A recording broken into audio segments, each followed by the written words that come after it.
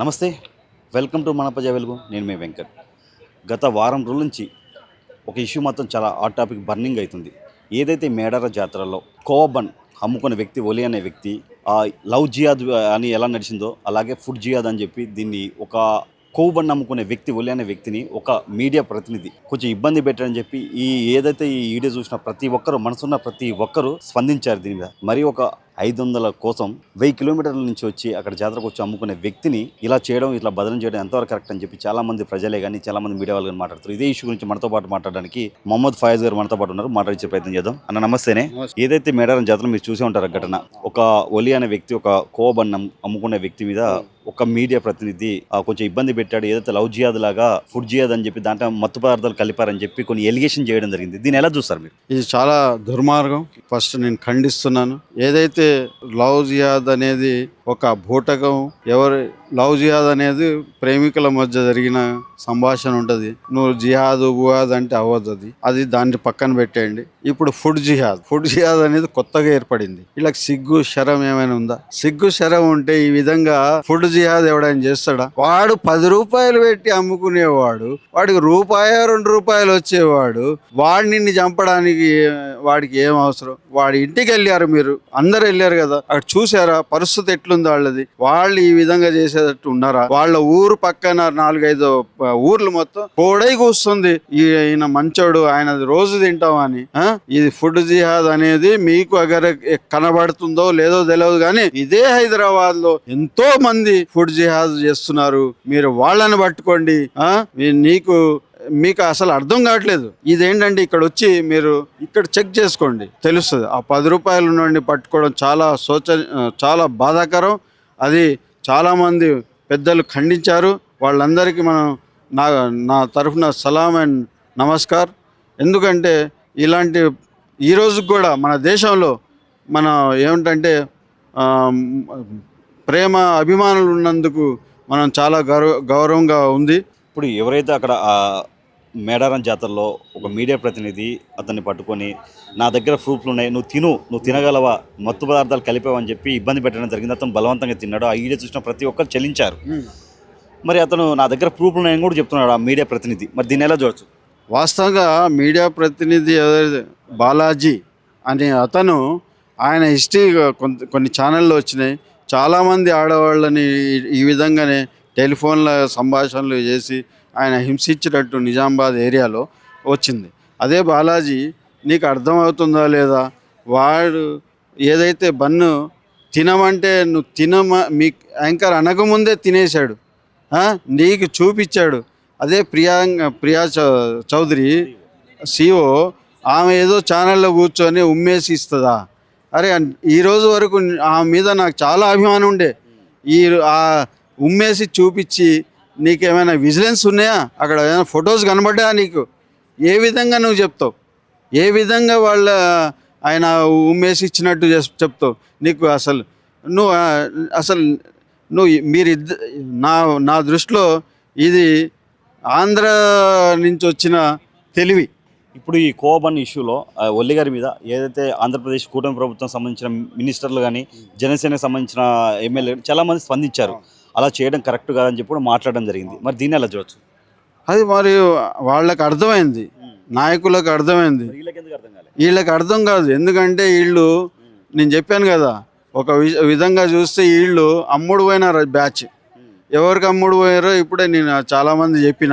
అమ్ముడు పోవడం అంటే ఇదే. ఇప్పుడు స్టెఫిన్ ఫైల్స్ ఉన్నాయి, తర్వాత మన ట్రేడ్ డీల్ జరిగింది.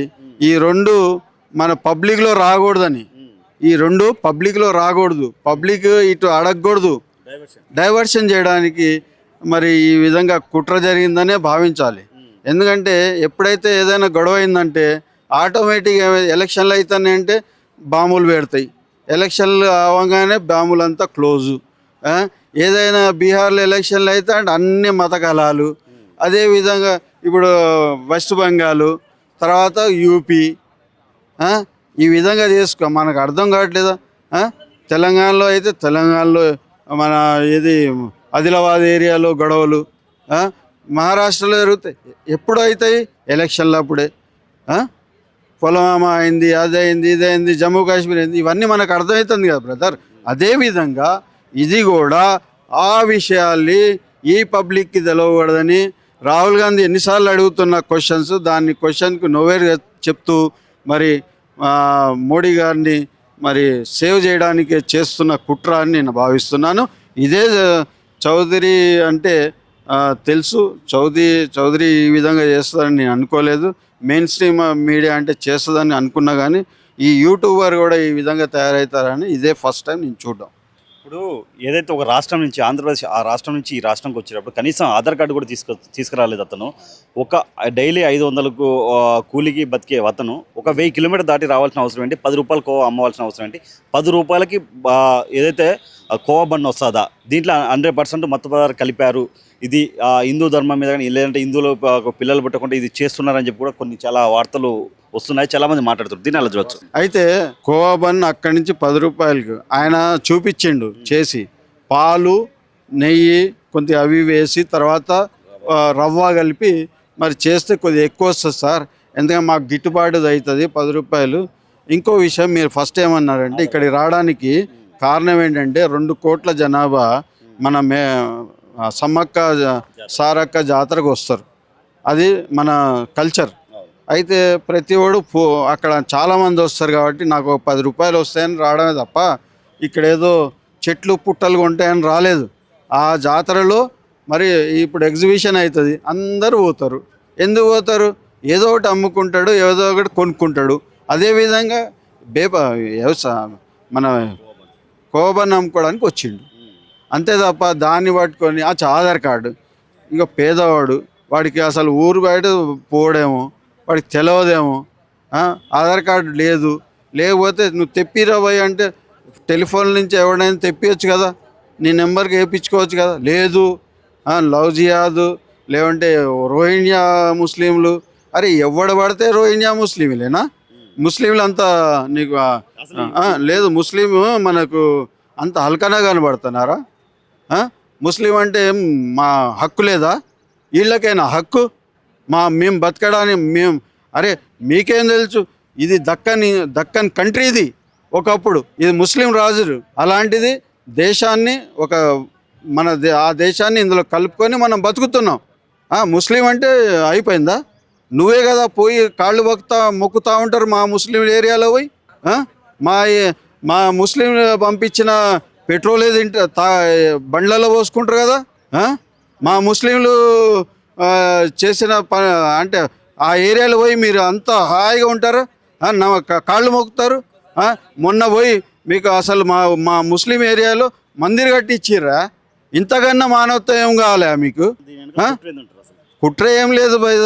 ఆ స్టెప్ 5 ఒకటి, ఆ ట్రేడ్ డీల్ తెలవకూడదని ఈ నాటకాలు. ఇప్పుడు దానివల్ల అతను పాపం ఇబ్బంది పడి అక్కడి నుంచి జాతర నుంచి వెనక రావడం జరిగింది. అతను జీవనోపాధి కోల్పోవడం జరిగింది, చాలా బాధపడ్డాడు. చాలామంది మీడియా మిత్రులు కానీ చాలామంది పొలిటీషియన్లు కూడా పోయి అతనికి వాళ్ళ వంతు సాయం చేస్తున్నారు. మరి అంత ఏదో మానవత్వం అనేది బతుకుందబ్బా. నేను ఇన్ని మాటలు చెప్తా కానీ రేపు పొద్దున్న నీకు ఏమైనా అయిందంటే నేనే వచ్చి ఫస్ట్ నుంచి ఉంటా. అది మానవత్వం. ఎవడు లేడనుకో, నువ్వు గిడగిడ కొట్టుకుంటుంటే ఏం ఊరుకుంటా వెళ్తానా?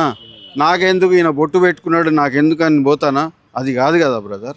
మనం మనుషులం, మన మానవత్వాన్ని ప్రేమించాలి అంతే తప్ప ఇవన్నీ వేస్ట్ మాటలు, కులాలు మతాలు గజ్జి అంటించారు పోయి ఈ నా 11 సంవత్సరాల నుంచి. బాబు బాలాజీ, మీ ప్రియా చౌదరి, మీరిద్దరూ మానుకోండి ఇలాంటి. మీరు ప్రియా చౌదరి కొన్ని విషయాల్లో ఆమె డిబేట్స్ మంచిగా ఉంటాయి, అవి నేను ఎప్పుడు చూసేవాడిని. అంటే పెళ్ళిళ్ళు పెట్టగాలు అది ఆమెకు నేను గౌరవించేవాడిని.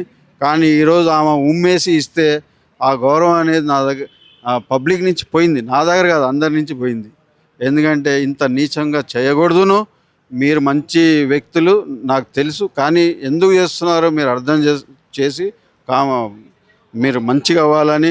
బాలాజీ, నువ్వు చాలామందికి ఏడిపించినావు, ఇప్పటికైనా సరే మీరు మంచి వ్యక్తిగా మారాలని నేను కోరుకుంటూ ఆ భగవంతుని అల్లాని దైవ సాక్షిగా కోరుకుంటున్నాను. మీరిద్దరు మళ్ళీ ఒక మానవత్వంగా మానవ జాతికి ఒక ఉపయోగపడేలాగా చేస్తారని మీ ఇద్దరి మీద నమ్మకంతో నేను ముగిస్తున్నాను.